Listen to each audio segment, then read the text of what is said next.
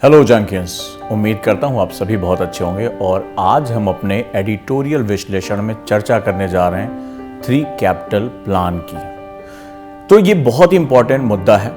आइए हम समझते हैं कि आखिर 3 कैपिटल प्लान क्या है। चलिए एक बार पहले हम आपको बता देते हैं कि आखिर ये 3 कैपिटल प्लान क्या है। दरअसल इन दिनों आंध्र प्रदेश में राजधानी को लेकर खूब बहस हो रही है और उसी पर आधारित हमारा आज का विषय है 3 कैपिटल प्लान। जैसा हम जानते हैं कि विवाद के पीछे की पूरी कहानी समझना बहुत जरूरी है, तो विश्लेषण शुरू करने से पहले इतिहास के पन्नों को पलटते हैं। तो राजधानी बदलने का किस्सा आंध्र प्रदेश में बहुत पुराना है। इतिहास गवाह है, आंध्र प्रदेश को सीमाएं बदलने के साथ साथ ही हर बार प्रदेश को राजधानी के लिए समझौता करना पड़ता है। सबसे पहले साल 1953 में मद्रास से अलग करके एक नया राज्य बना दिया गया, जिसका नाम दिया गया आंध्र प्रदेश। तब राजधानी मद्रास तमिलनाडु में चला गया था। फिर आंध्र प्रदेश को नई राजधानी बनानी पड़ी थी। 1956 में आंध्र प्रदेश गठित होने के साथ ही कर्नूल हैदराबाद में मिल गया, जिससे एक बार फिर प्रदेश को राजधानी के रूप में कर्नूल को खोना पड़ा। इसी तरह 2014 में तेलंगाना के अलग राज्य बनने पर हैदराबाद तेलंगाना की सीमा में आ गया।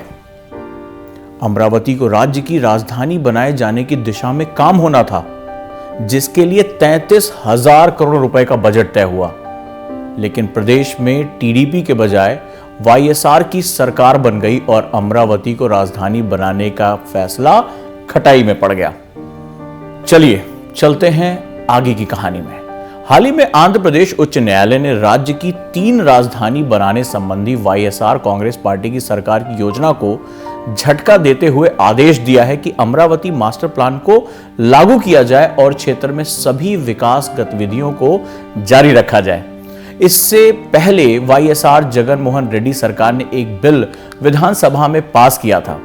विधानसभा में पास हुए विधेयक के मुताबिक विशाखापट्टनम को कार्यकारी, अमरावती को विधायी और कर्नूल को न्यायिक राजधानी बनाया जाना था। बहुत ही कॉम्प्लेक्स था ये। सरकार इस कदम को राज्य के विकास के लिए जरूरी बता रही थी। वहीं दूसरी ओर आंध्र प्रदेश की विपक्षी पार्टियां सरकार के फैसले का व्यापक विरोध कर रही थी। अदालत ने अपने फैसले में कहा कि राज्य विधायिका के लिए Andhra Pradesh capital city land pooling scheme नियम 2015 के अंतर्गत जमा की गई भूमि और आंध्र प्रदेश राजधानी क्षेत्र विकास प्राधिकरण अधिनियम 2014 की धारा 3 के अंतर्गत राजधानी को स्थानांतरित करने, विभाजित करने या 3 भागों में विभाजित करने तथा उच्च न्यायालय सहित सरकार के 3 अंगों से संबंधित विभागों के मुख्यालयों को अधिसूचित राजधानी शहर के अलावा किसी भी क्षेत्र में स्थानांतरित करने के लिए कोई कानून बनाने की शक्ति नहीं है। संविधान के अनुच्छेद 4 में नियोजित भाषा के अनुसार राज्य में विधायिका, कार्यकारिणी और न्यायिक अंगों की स्थापना संबंधी मामलों में निर्णय लेने की शक्ति केवल संसद के पास है। अनुच्छेद 4 के अनुसार नए राज्यों की स्थापना और नए राज्यों के गठन और मौजूदा राज्यों के क्षेत्रों, सीमाओं या नामों के परिवर्तन हेतु बनाए गए कानूनों को अनुच्छेद 368 के अंतर्गत संविधान संशोधन के रूप में नहीं समझा जाएगा। आगे बात करते हैं। हाईकोर्ट के फैसले के बाद अब राज्य सरकार के सामने बस 2 विकल्प है। पहला, उच्च न्यायालय के फैसले को लागू करे और अमरावती को राज्य की राजधानी के तौर पर विकसित करे। दूसरा, उच्चतम न्यायालय में इस फैसले के विरुद्ध अपील दायर करे, लेकिन सरकार उच्चतम न्यायालय जाने के बारे में निर्णय नहीं ले पा रही है। वहीं दूसरी तरफ अमरावती में 6 माह की निर्धारित समय सीमा के अंदर विकास गतिविधियों को पूरा करना करीब करीब असंभव प्रतीत होता है, क्योंकि सरकार के पास जरूरी धनराशि समेत आवश्यक संसाधनों का बहुत अभाव है। थोड़ा इतिहास को देखते हैं।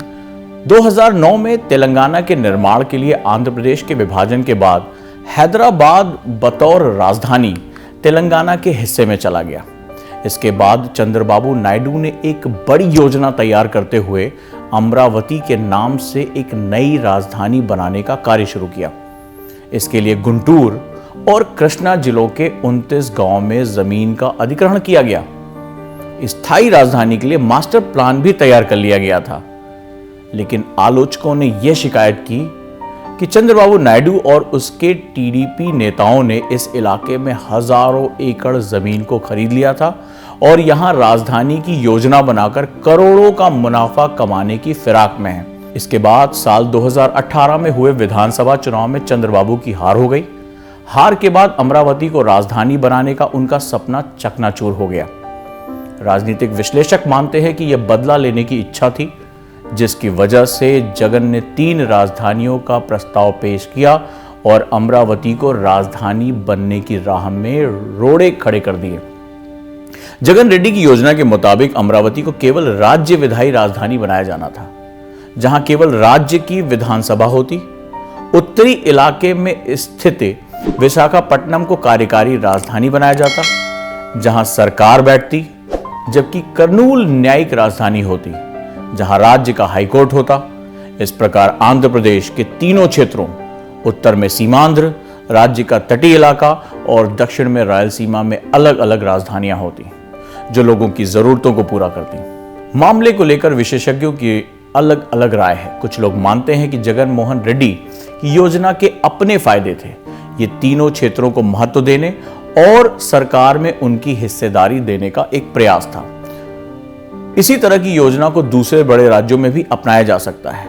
वहीं कुछ लोग मानते हैं कि अमरावती को राजधानी के रूप में विकसित करने के लिए जगन मोहन रेड्डी के नेतृत्व वाली सरकार के लिए आंध्र प्रदेश हाई कोर्ट का निर्देश समझदारी भरा है, क्योंकि पहले से कर्ज में डूबा राज्य संसाधनों की इतनी बर्बादी बर्दाश्त नहीं कर सकता।